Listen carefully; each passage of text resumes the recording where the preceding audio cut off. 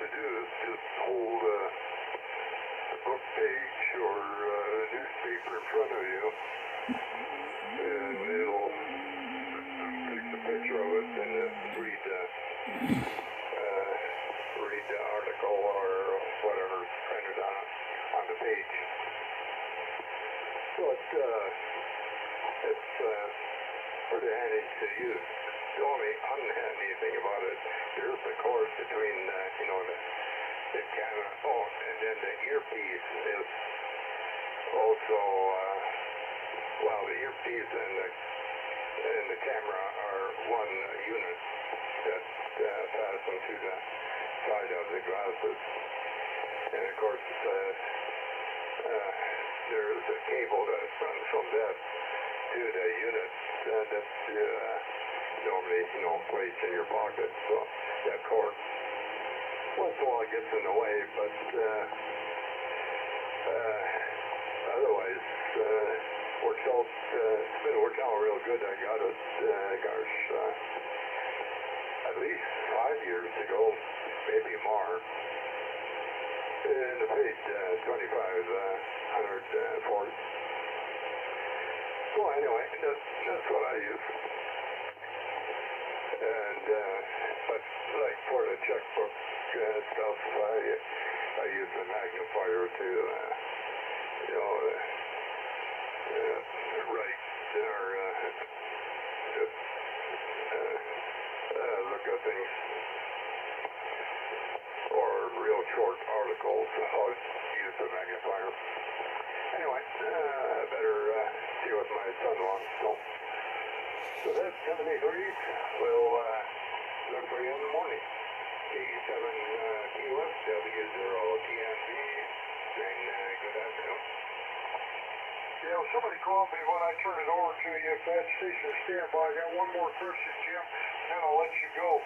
Does that take a picture of the whole page or the whole open book? Then it just reads across that picture? Is that what it does?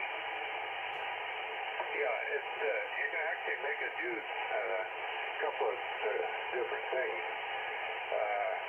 You can hold the page, in front of you, and it'll read everything on it. Or you can use your finger and just use your finger to scroll down, say, an article or part of an article or a paragraph or whatever. It'll just read that part. Go ahead. Okay, that's interesting. Well, it sounds like a neat unit. At 73, enjoy your afternoon and get your books, your bank book squared away. K7 POF standing by for the other station if you're still there. Yeah, K7 POF, November 6, Quebec Whiskey, Norway 6, Queen Willie. Good afternoon. Name is Pete, Papa Echo Tango Echo, just reading the mail here. And was hopeful of getting a signal report. You're 5 and 9 near Los Angeles in Newbury Park. And just wanted the signal report. But you sound excellent. K7 POF, N6QW. Okay, N6QW, Newbury Park. K7 POF. My name is Bob, and I'm located, Pete, I'm Bob, and I'm located in Chino Valley, Arizona, just north of I started to say Los Angeles, just north of Preston, Arizona. I spent 30-some years of my working life in the Los Angeles area, mostly East LA County. But where I live, worked all over the area from Goleta to Oceanside, off and on over the years. But lived, for the most part, in East LA County, near Pomona and Rolling Heights. You're running on my Flex 6500, you're running about just 100 a hair under a 9, it's a 92 anyway. And you were about S7 or S8 on the software defined radio and half May, E6 TFS. The latest called the TFS, but it's the wireless station that's probably know all about. I know it's easy to tell you about it. Oh, anyway, there's your signal report. I'm running a 755 watts to a high gain eye tower. run out. And got a number of antennas here, but the TH6 does not seem to be working well for me. I need to get on some of the SDRs farther out and see if maybe it's just happens to be the skip situation. N62W, KWM. Yeah, very good, Bob. Well, interesting to note you spent so much time in the Los Angeles area. We're actually running a really old boat anchor. This is a Collins KWM1, and I've had it for a couple years, and it had a problem, and I resolved I'm going to get it fixed, and I think I got it fixed. And it was one of the two networks in the receiver in the IF stage. And we got no S meter reading. And matter of fact, I'm not even tuned up in this part of the band, so I'm not full power. But I was anxious. You get something fixed, and you say, "Does it work?" and I can certainly tell the difference. The signals you were hitting S9 sometimes a little bit over, but indeed the technology has changed since 1957. I can remember when I first got licensed in 1959. A 100-watt transmitter was 2 racks of equipment, and 1 rack was the power supply, and the other rack was the actual transmitter. And now those software-defined radios that fit in the palm of your hand put out 100 watts, and they got all kind of signal processing and what have you. I know where you're at. I used to live in Mesa. I lived in the mid-'80s, lived in Mesa for about 4 years. And come April 15th, right, income tax day, that's when the temperature changes. I saw it one day there in Mesa, where one day it was something like about 85. The next day it was 102, and it stayed there and went to 115 until September or November. So you're moving into the warm season, but of course where you're at, the Prescott, that's a little bit higher in elevation, so it's a little bit better. I won't hold it here, Bob. I just was anxious to get a signal report, and I am delighted that you came back and you're hearing the little peanut whistle here. So back to you there, K7POF, N6QW. Okay, very good, Pete. Well, it's doing a good job. I moved up about 100 hertz, 80.080. That sounds a little bit better. I've never owned an M1.